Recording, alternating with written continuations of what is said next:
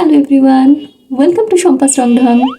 কিন্তু এই ব্যাকগ্রাউন্ডটা আর কত, এটাকে চেঞ্জ করা লাগবে এবং আজকে এটাই চেঞ্জ করব, কারণ হচ্ছে আজকে আমার থিম পিঙ্ক কালার। এবং অনেকে আমাকে কমেন্ট করেছে অনেকগুলো কালারের কথা, তবে সবচেয়ে বেশি কমেন্ট এসেছে পিঙ্ক কালার নিয়ে। সো আজকের কমেন্টের ভিত্তিতে আজকে আমি নতুন যে ভিডিও সেট আপটা করছি সেটা হচ্ছে অবভিয়াসলি পিঙ্ক কালার।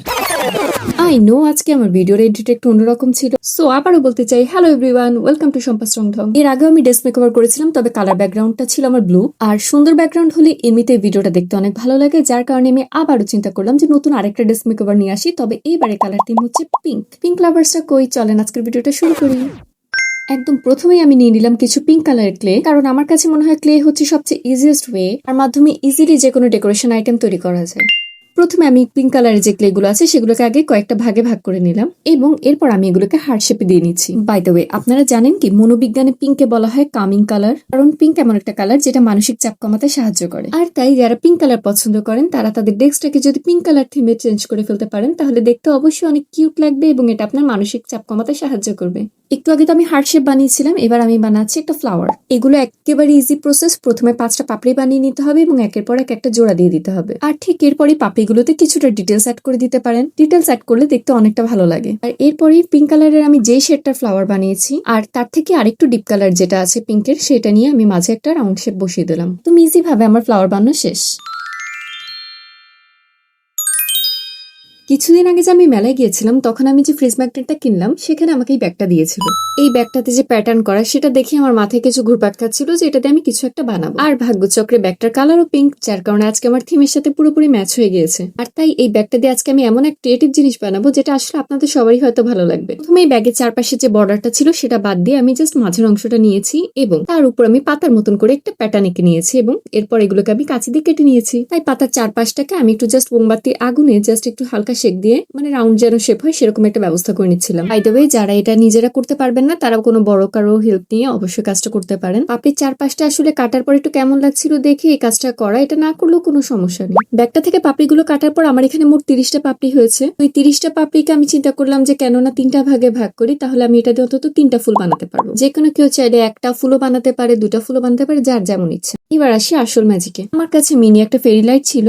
এই লাইটের যে পার্টগুলো ছিল সেগুলোকে আমি জাস্ট 3টা ভাগে ফোল্ড করে নিয়েছি যেন দেখতে অনেকটা ভিতরে ওই যে পাপড়ির কুড়ির মতন লাগে। এরপরে অংশটাকে আমি একটা স্টিকের সাথে অ্যাটাচ করে নিলাম, কারণ আমি ফুলটা যদি বানাই তাহলে স্টিকটা চারপাশেই বানাবো। এরপর ব্যাগের চারপাশে যে বর্ডারটা ছিল সেই অংশটাকে আমি এভাবে করে কেটে নিয়েছি। ভুলে ওটা আসলে ক্যাপচার করা হয়নি, অথচ গ্লুর সাথে আমার এই টানা হেঁচড়াটা কিন্তু ক্যাপচার ঠিকই হয়ে গেছে।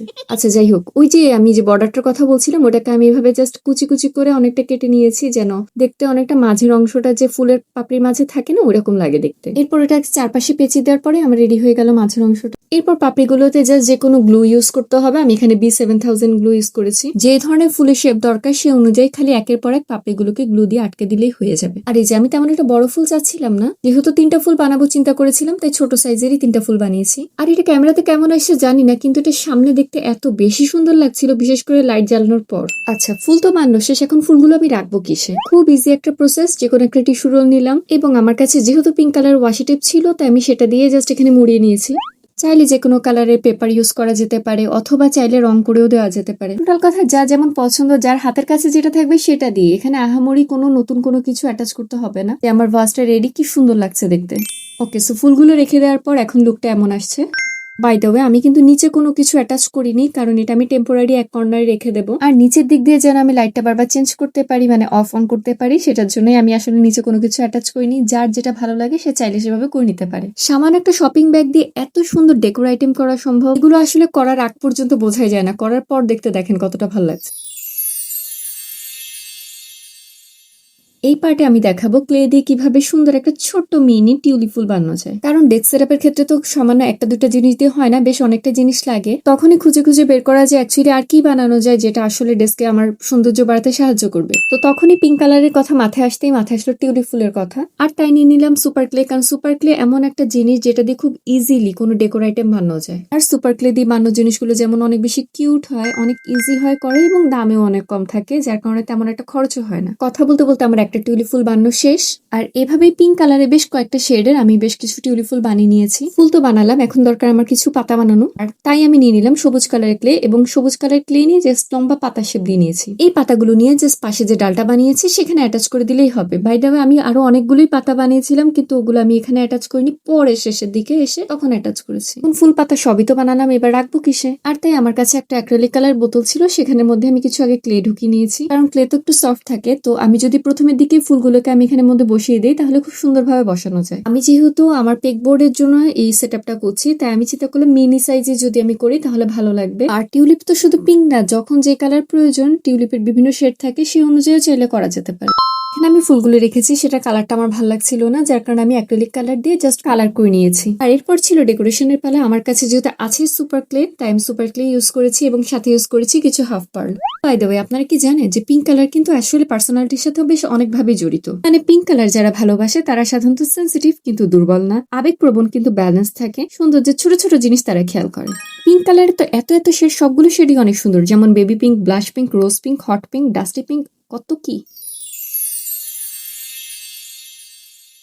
আমি যখনই কোনো ডেস্ক মেকওভার করি অথবা যে কোনো সেটআপ করি, তখনই আমি অবশ্যই ক্যানভাস রাখার চেষ্টা করি। তাই আজকে আমি এটা ক্যানভাস পেন্টিং করব, তবে আজকের পেন্টিংটা হবে টেক্সচার আর্ট রিলেটেড। তাই নিয়ে নিয়েছি আমি এটা ক্যানভাস এবং সাথে নিয়েছি একটা কাপড়। আর এর সাথে আমার আরো লাগবে অ্যাক্রিলিক ওয়াল পাট্টি। এর উচ্চারণটা নিয়ে অ্যাকচুয়ালি আমি কনফিউজড, কারণ কেউ কেউ এটাকে ওয়াল পুট্টি বলে, কেউ ওয়াল পাট্টি বলে। তার গায়ে দেখলাম ওয়াল পাট্টি লেখা, যার কারণে আমি ওয়াল পাট্টি বললাম। আর এরপরে আমি ফেভিকলে গ্লু, অ্যাক্রিলিক হোয়াইট কালার এবং সাথে কিছুটা পানি মিক্সড করে আমি একটা মিশ্রণ বানিয়ে নিয়েছি এবং সেখানে এই কাপড়টাকে ভালো করে ভিজিয়ে নিয়েছি। তবে এই কাপড়টার নাম খুব সম্ভবত গজ ব্যান্ডেজ বা কিছু একটা, আমার মনে নেই, এটা আমি অনেক আগে কিনেছিলাম এই কাজের জন্যই। আর এই কাপড়টা ইউজ করলে টেক্সচারটা অনেক ভালো দেখায়। পাশে আমি কাপড়ের সাহায্যে টেক্সচার দিয়েছি এবং অন্য পাশে জাস্ট এই মিশ্রণটা বানিয়েছিলাম সেটা ড্যাপ করে নিয়ে তাতে আমি নিজের মতন করে টেক্সচার দিয়ে নিয়েছি। এক রাত শুকানোর পর এই হলো তার অবস্থা। যদিও আমি অনেককে দেখেছি এগুলোকে এরকম হোয়াইট কালারই রাখতে, তবে আমি এখানে যেহেতু কালার থিম নিয়ে কাজ করছি, অবভিয়াসলি আমি এটাতে কালার করবো। অ্যাক্রিলিক কালারের সেটের মধ্যে আমার কাছে ম্যাজেন্টা কালারটা ছিল, এই ম্যাজেন্টা কালারটার মধ্যে আমি হোয়াইট কালার অ্যাড করে করে আমি এটা বিভিন্ন শেড ক্রিয়েট করব। তবে হ্যাঁ, এই টেক্সচার আর্টে কালার ইউজ করার ক্ষেত্রে যথেষ্ট কিপটামি বাদ দিতে হবে, কারণ এখানে কিন্তু কালার বেশ অনেকটাই লাগে। বর্তমান সময় টেক্সচার আর্ট কিন্তু খুব বেশি জনপ্রিয় এবং খুব বেশি পছন্দ করে মানুষ। আর বর্তমান সময় যারা অ্যাস্থেটিক বিভিন্ন আর্ট পছন্দ করেন তারা আসলে কিন্তু সবাই খুব বেশি টেক্সচার আর্টের দিকে ঝুঁকছে, কারণ টেক্সচার আর্ট খুব মডার্ন একটা আর্ট ক্যাটাগরির মুখে পড়ে। আর টেক্সচার আর্ট তো খুবই ফ্রি একটা আর্ট, এটা কোনো নির্দিষ্ট নিয়ম নাই। অ্যাক্রিলিক ওয়াল পাট্টি, মডেলিং পেস্ট, প্লাস্টার বা জেসো, স্যান্ড, প্যালেট নাইফ, এমনকি হাতের আঙ্গুল দিয়েও টেক্সচার আর্ট করা যায়। আর নর্মালি টেক্সচার মানেই তো হলো কোনো জিনিস ছোঁয়ার অনুভূতি। সো এই আর্ট পিস গুলোকে যখন আপনি হাত দিয়ে টাচ করবেন তখন আপনি বুঝতে পারবেন এটা একটা 3D ফিল দিচ্ছে। এখানে লাইট এফেক্টের উপর আলো ছায়ার একটা প্রভাবও দেখা যায়, সো এটা খুবই সুন্দর একটা ব্যাপার। আচ্ছা, এই টেক্সচার আর্টটা করতে গিয়ে আমি যে জিনিসটা ফিল করলাম, দেখতে অনেকটা ইজি মনে হলো, আসলে কিন্তু এটা তেমন একটা ইজি প্রসেস না। আপনি যখন কালার করবেন, এক পাশ দিয়ে যখন কালার করা শেষ হবে তখন অন্য পাশে ঘোরালে দেখবেন অনেকটা অংশ ফাঁকা রয়ে গেছে। তখন সেই জায়গাগুলোতে আবার ভালো করে কালার করতে হবে এবং প্রত্যেকটা অ্যাঙ্গেল ঘুরিয়ে ঘুরিয়ে চেক করতে হবে যে কোনো অংশ বাদ গেল কিনা। এভাবেই আমার কালার করা শেষ, তবে আমার কাছে মনে হচ্ছিল কিছু একটা কমতি আছে। সেটা হলো নিচের দিকে যে প্যাটার্নটা, সেটার উপরের অংশটা আমার কাছে একটু খাপছাড়া মনে হচ্ছিল, তাই চিন্তা করলাম কেন এখানে গোল্ডেন কালার অ্যাড করা যাক। আর এই গোল্ডেন কালারটা আমি ইউজ করেছি ড্যাবারের সাহায্যে, কারণ ড্যাবারের সাহায্যে যদি আমি হালকা করে প্রেস করি তাহলে ঠিক উপরের উঁচু অংশগুলোতেই কালারটা বসবে। অ্যাকচুয়ালি আমি চাচ্ছিলাম যেন খুব হালকা একটা গোল্ডেন ভাইব আসে, যেন একটা রয়্যাল লুক দেয়, এই কারণে আমি সামান্য একটু কালারই ইউজ করেছি। ক্যামেরাতে কতটুকু বোঝা আছে জানি না, তবে এটা সামনে খুব ভালো একটা লুক আসছিল। বাই দ্য ওয়ে, আমি কিউট ক্যানভাসটা একটা নাম দিয়েছি এবং নামটা হলো ক্যান্ডি ফ্লস। যতই যাই করছিলাম মনে হচ্ছিল ডেস্কে আমার আরো অনেক কিছু লাগবে, যার কারণে কি করা যায় ভাবতে ভাবতে আমার চোখের সামনে লাইটটা পড়লো। তবে এর মধ্যে পিঙ্কিশ ভাবের অভাব ছিল, যার কারণে আমি চিন্তা করলাম কেননা আমি আবার এখানের মধ্যে একটু পিঙ্ক কালার অ্যাড করি। তবে ডমসের ব্রাশ পেন্সিল এই পিঙ্ক কালারের শেডটা একটু বেশি ডার্ক, আগে আমার তেমন একটা মাথা আসেনি, না হলে আমি এখানে অ্যাক্রিলিক কালার ইউজ করতাম। তাও এই বিড়ালের কান দুটাকে আমি পিঙ্ক কালার করার পর এখন একটা পিঙ্কিশ ভাব চলে আসলো। ফাইনালি ডেস্ক সেটআপ যদি করতেই চাই তাহলে পুরাতন যা আছে তা আগে অবশ্যই সরিয়ে নিতে হবে। এই ব্লু থিমের ডেস্ক মেকওভারটা আমার অনেক বেশি পছন্দের ছিল, আমার ফেভারিট কালারই হচ্ছে ব্লু। বাই দ্য ওয়ে, আপনাদের ফেভারিট কালার কি তা অবশ্যই কিন্তু কমেন্টে জানাবেন। সবকিছু সরিয়ে নেওয়ার পর এবার হচ্ছে সেটআপের পালা। শপিং ব্যাগ দিয়ে বানানো ফ্লাওয়ারটাকে আমি কর্নারে রেখে দিলাম এবং তার পাশে রাখলাম আমার লাইটটা। এই 2-in-1 বো পেন হোল্ডারটা আমার কাছে আগে থেকেই ছিল, বাট কোন পার্টটা রাখবো সেটা চিন্তা করছিলাম। যেই সাইডটাতে হোয়াইট পার্টটা একটু বেশি সেটাকে আমি চুজ করলাম রাখার জন্য এবং তাতে কিছু পিঙ্ক কালারের পেন রেখে দিলাম। দেন আমি রাখলাম এই মিনি কিউট টিউলিপ ভাসটা। উপ সরি, আমি খেয়ালই করিনি যে আমার এখানে অ্যাঙ্গেল ঠিক নেই। এরপর আমি সবসময় চেষ্টা করি আমার পেগবোর্ডে যেন আমি কিছু নোটস অ্যাটাচ করি। আর আমার কাছে দুটো নোটস আর একটা বুকমার্ক ছিল, এগুলোকে আমি এখন এখানে অ্যাটাচ করে দেবো। দুইটা মিনি নোটস যদি আমি এখানে অ্যাটাচ করি তাহলে দেখতে বেশি হিবিজিবি লাগবে, তাই জাস্ট বিইউ লেখাটাকেই দিলাম। দেন আমি এক কর্নার রেখে দিলাম আমার এই এলইডি ক্লাউড লাইটটা, এই মিররটা এবং সাথে এই পদ্ম ফুলটা, কিন্তু আমি দুটাই আমি বানিয়েছিলাম এবং এগুলো টিউটোরিয়াল আমার চ্যানেলে দেওয়া আছে, সো চেক করে নিতে পারেন। আর অ্যাজ অলওয়েজ একজন আর্টিস্ট হিসেবে নিজেকে যদি দাবি করি তাহলে অবশ্যই কালার রাখা দরকার। আর গুলোকে আমি এক পাশে রেখে দিলাম। এইবার ভিডিওর একদম শুরুতে আমি যে কিছু হার্ট শেপ আর ফ্লাওয়ার এঁকেছিলাম সেগুলোকে আমি ডাবল সাইডের টেপ দিয়ে পেগবোর্ডে আমি সুন্দর করে অ্যাটাচ করে দিয়েছি। আর এভাবেই হাতের কাছে থাকা জিনিস দিয়ে একদম সস্তা উপায়ে আমি আমার ডেস্কটাকে সেট আপ করে ফেললাম, তাও পিঙ্ক কালারের। এইবার আমার সাইডের দেয়ালটার পালা। এই যে আমার কিউট ক্যান্ডি ফ্লস ক্যানভাসটাকে এখন আমি একপাশে রেখে দিচ্ছি। নানা সময় তো আমার কাছে বেশ অনেকগুলো ক্যানভাস থাকে, যেহেতু আজকে একটাই ক্যানভাস আছে তাই আমি একটাকে এমন ভাবে রাখবো যেন ওই একটাকে 100 মনে হয়। আর ফাইনালি এভাবেই আমার pink colour desk setup ready. এই সেটআপটাকে আমি যথেষ্ট মিনিমাল রাখার চেষ্টা করেছি, এর থেকে বেশি কিছু দিলে অনেক হিবিজিবি লাগতো আর কেমন জানি লাগতো আমি জানি না। তাও আমি চেষ্টা করেছি এখানে পিঙ্কের সবগুলো শেড ইউজ করতে, অর্থাৎ ডিপ পিঙ্ক বা লাইট পিঙ্ক বা যেটাই হোক, পিঙ্কের যে বিভিন্ন শেড গুলো আছে আমি সবগুলো এখানে রাখার চেষ্টা করেছি। এই ছিল আমার ডেস্ক মেকওভার অর্থাৎ কালার থিম ডেস্ক মেকওভারের মধ্যে আজকে পার্ট 2। এই ফার্স্ট টাইম আমি সরাসরি ক্যামেরার সামনে এসে কোনো একটা ভিডিও বানালাম, এর আগে কখনো করিনি, সো আমি জানি না কেমন হয়েছে। I was little bit nervous, তাও চেষ্টা করেছি কনফিডেন্স নিয়ে যেন আমি ক্যামেরার সামনে আসতে পারি। আজকের এই ভিডিওটা কেমন লাগলো অবশ্যই কমেন্টে জানাবেন এবং অবশ্যই ভিডিওটাকে লাইক করবেন এবং আমার চ্যানেলটাকে সাবস্ক্রাইব করে আমার পাশেই থাকবেন। টাটা। বাই দ্য ওয়ে, শেষে কিন্তু বিহাইন্ড দ্য সিনও আছে।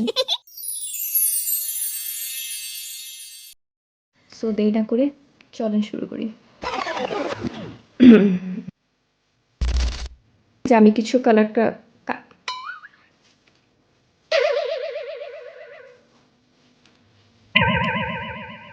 হবে না,